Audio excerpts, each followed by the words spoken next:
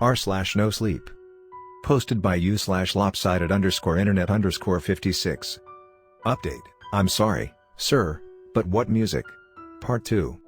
Friends. Part 1 video link in description. Please check out. This isn't how I thought I'd start my next update. Locked up in my parents' guest room a couple nights later, alone, sweating buckets, and having the second worst panic attack of my life.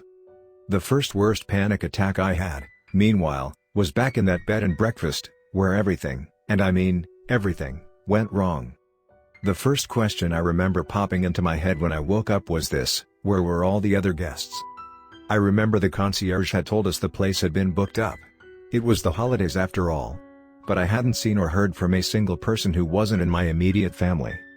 I exited the concierge's room, expecting to see other people traipsing down the halls, but no.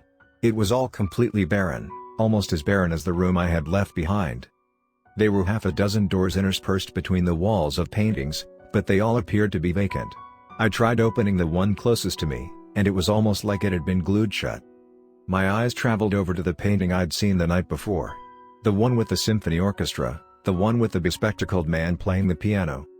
The music was quieter in my head now. The piano, violin, cello and a new instrument, a flute, hadn't stopped the entire night, but it did get muted enough that I was able to go to bed.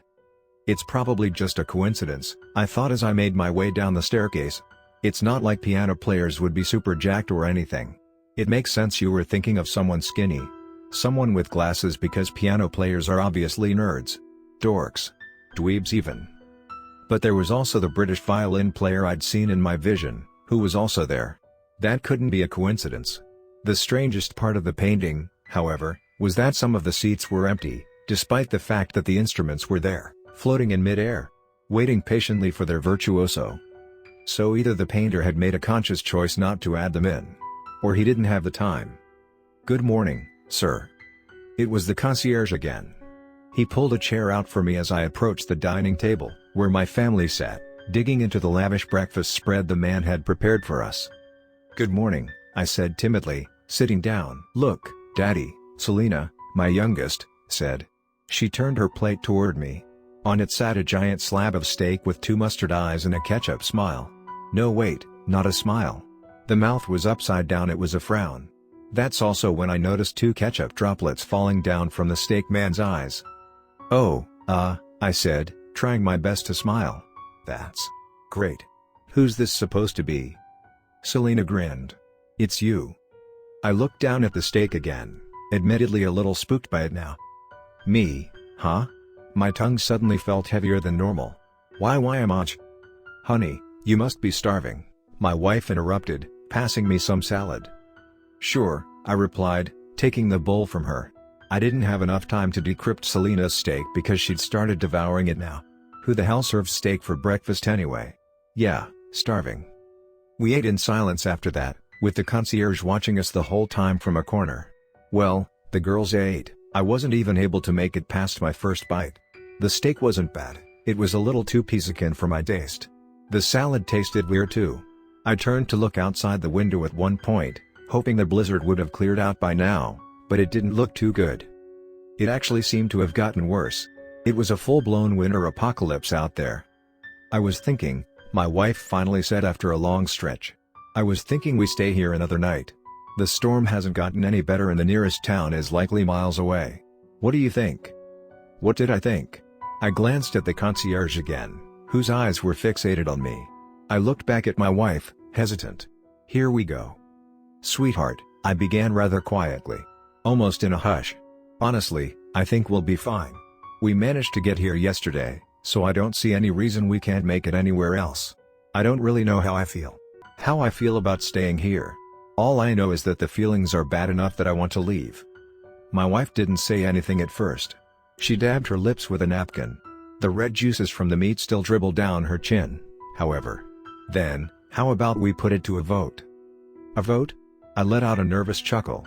"Since when did you start valuing democracy?" "Since now," my wife said, but she wasn't laughing. Something was really off about her. Sure, she was usually a little austere, she'd grown up practically an aristocrat. Asshole hedge fund father. Vapid trophy mother. It was the perfect recipe for apathy. I personally thought her entire older authoritarian professor routine was hot, but this wasn't hot, it was just ice cold. Nothingness. Emotional vacancy. "Girls, raise your hand if you agree with mommy and think we should stay here another night," she said, raising her own hand. "And don't raise your hand at all if you agree with daddy, who wants us to go outside and die of hypothermia." So, my girls being the non-suicidal pragmatists they are raised their hands at once. I made eye contact with my wife, irked, intending to snap. What the hell was wrong with her? But that's precisely when the music in my head became louder. Almost like it was warning me not to do anything of that sort. Warning. Weird. Why would I think the music was a warning? The rest of the day didn't get much better for me. I thought I'd try to get some work done, grade a few papers that I had to give back the following semester, but the pianist, violinist, cellist, flutist and the newest member of the gang, a oboist, were making it very difficult to do so. Damn it. I slammed the stack of papers to the floor, tears swelling in my eyes as the orchestra continued to play their haunting tune at a heightened volume. God, shut up. I was all alone in the concierge's room. My wife and daughters were presumably downstairs, having the time of their lives in the games room. I wasn't exactly in the mood to lose to a 6-year-old playing Othello or Connect 4 at the moment. Nor did I even want to be in the same room as my wife. She was honestly starting to creep me out even more than the concierge did, which I thought impossible. A sudden bang interrupted my thoughts, however. I sprang to my feet at once, rattled. It had come from outside. I scrambled to the frostbitten window, peering through it. Beyond the darkness and bitter cold was a shadowy figure, seemingly armed with a shotgun, dragging something through the snow, tainting it scarlet. It was the concierge. "The best sport in the world," I muttered in spite of myself, watching him as he disappeared into the nearby woods with his kill of the night. "Daddy?" I whipped around. It was Lisa. She was standing by the door, sheepishly. "Oh, honey, hi," I said, crouching down a little. "Hey, what's wrong? Do you hate mommy?" Lisa asked. She didn't start bumbling toward me as she usually did when I came down to her level. Instead, she continued to stand by the door, her eyes wide as saucers. "No, what?" I frowned. "Why would I hate her? I love her, I love mommy." "Then why did she say you hate her?" Lisa said. "She said that?" "Uh-huh. Well, it's not true, okay?" I opened my arms a little. "Come here, sweetheart." "No, I could never hate her, never. She's just upset. We're both upset." "Then why is she dead?" The world could have ended at that moment and I still wouldn't have comprehended it. Everything appeared to turn a little fuzzier than usual. Muted in both sight and sound. Except for the music. It just got louder. "Dead?" I repeated. "What do you mean I don't dead?" "Dead," Lisa repeated, and I noticed she wasn't crying. Emotionally vacant. "She said you didn't love her, that you hated her. And now?" Lisa put a finger gun to her head and blew a raspberry. My breathing grew increasingly labored. Was this some sort of practical joke? Where were the cameras? Where was the curtain that'd lift and reveal a laughing crowd? "Lisa." I stood upright, and slowly turned back to look out the window, out at the trail of red. "Lisa, Jesus, stay here. Stay here." And I sprinted out of the room. This was the loudest the music had been thus far. I felt like my head was about to split open, but I didn't care. I ran and ran and ran, down the hallway, down the staircase, and I went flying through the front entrance. For some reason, the only thing I could think about were the empty spaces in that painting. Why had the artist not painted in the other musicians? What was the point? The adrenaline struggled to keep me warm as I tried to blast through the blizzard, my bare feet sinking into the ground as I trudged forward. Keep going, I thought, but gravity took the better of me and I stumbled forward, plowing headfirst into the blood-soaked snow. I cursed through incoherent sobs, down on all fours now. "No, please, damn it." I was crawling at this point, utterly helpless, just another animal. "No." I shrieked. I'd made it to the edge of the woods now, and it was there I found her body. Her head had been blown to bits. I could barely recognize her, but I did. Oh God, the music. Oh God, was it loud? So loud. I didn't have time to mourn her, however. I had to find my kids. How could I be so selfish and leave two sweet, innocent children in that hell house? Two sweet, innocent rabbits. It didn't take me long to make it back to the bed and breakfast this time around. "Lisa," I shouted as soon as I was inside. "Celine. Celine." I hadn't realized it, But 3 new instruments had entered my headspace. A viola, a harp and a trumpet. 7 fucking imaginary musicians were playing their hearts out despite the fact that I'd just lost mine. And there stood the concierge, standing behind the help desk, underneath his morbid collection of animal head mounts. He was cleaning the barrel of his shotgun calmly. His fingers were stained red, just like the snow. "What did you do?" I growled, my throat burned raw, bounding toward him. "Where are they? Where are them, you sick fuck? What did you do to them?" "Sir, you don't want to wake the other guests," the concierge said, completely blasé. He put a finger to his lips. "What guests?" I said, shaking, tears streaming down my face. "What guests? We're the only ones here, I haven't seen a single other person here." "They're here," was his only response. "Where are my daughters? Would you like to meet them?" I stopped inches away from the desk. I sway a little, side to side, almost to the rhythm of the music in my head. Processing this. "Meet who? My daughters?" "Meet the other guests," the concierge said matter-of-factly. "And if there's time, your daughters." I stared at him. "I don't understand." "One man's game can be another man's nightmare," the concierge said, and he set his gun to the side, picking up the most dangerous game instead. He smiled coolly. "Would you like to see yours?" The concierge handed me the book, which now been stained red too. I didn't accept it. "What did you do to them?" I repeated, still shaking. "Come with me, sir," the concierge said, and he shoved the book into my arms anyway as he left the help desk behind.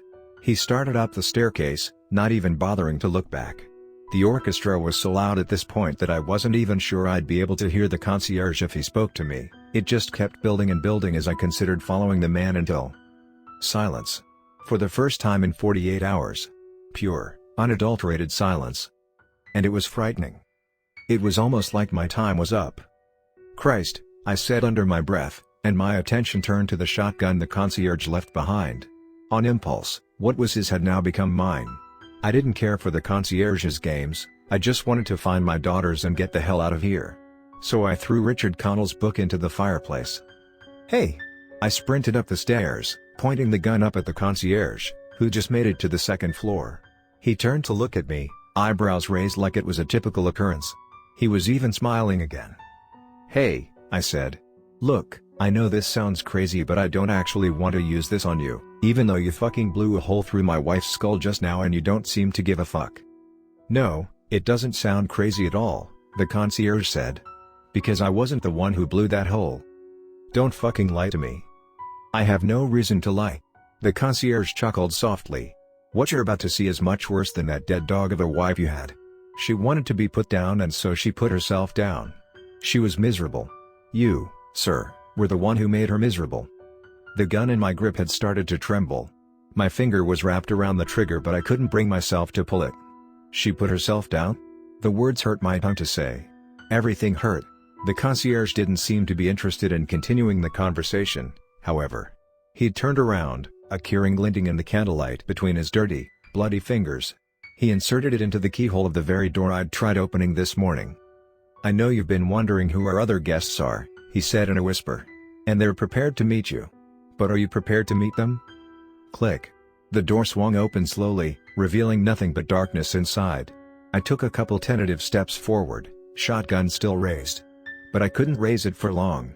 It cluttered to the floor as soon as I was able to take in everything that the room had to offer. Mounted heads covered every inch of the space. Yet none of them were small, oddly shaped or furry. They were all too familiar. They were human heads. Real-life human heads, eyes gouged, stuffed, mouths hanging agape. What the actual fuck? What the fuck? "I think you might already know 2 of them," I heard the concierge say from behind me. "They're a little younger than I care for, but Lisa and Selena." Their heads were at the very end of the row. Nothing had been gouged out as of yet, so I had no choice but to look into their pretty, almost identical eyes one last time. I don't remember much after that point. I must have ran from the place sometime after meeting the concierge's guests. I must have also managed to get into my car and drive through the blizzard. No Red Bulls and not even a dream this time. Just nightmares. I probably drove for 4 hours straight, stopping only for gas and looking back every chance I could get. I must have considered dialing the police, but it's not like it would change anything. Besides, I had a sinking feeling that many people had called the authorities to report the man I just ran away from, but it hadn't worked. There was nothing I could do but drive, which is what I did, until I finally reached my destination. And here I am, still here, locked up in my parents' guest room a couple nights later, alone, sweating buckets, and having the second worst panic attack of my life. I've understandably not been in the mood to give anyone an update these past few days. I've barely eaten, I've barely slept. I still hadn't told my parents what happened because I was hoping the whole thing would pass and I'd wake up at some point in the future with Lisa and Selena sprawled across me, with my wife by my side. But I knew it wasn't. I knew because the one night I was finally able to go to sleep, that being tonight, I had been woken up by none other but that beautiful yet haunting melody. It was just the piano this time. And I suddenly understood why there were vacant chairs in that painting. I knew why the men in that painting were calling back to me. They wanted me to join them. They wanted me to join them and help warn the next sucker who ended up alone with the hunter, before him or his family became his prey. That's all I have for you for now, and hopefully forever. Good night.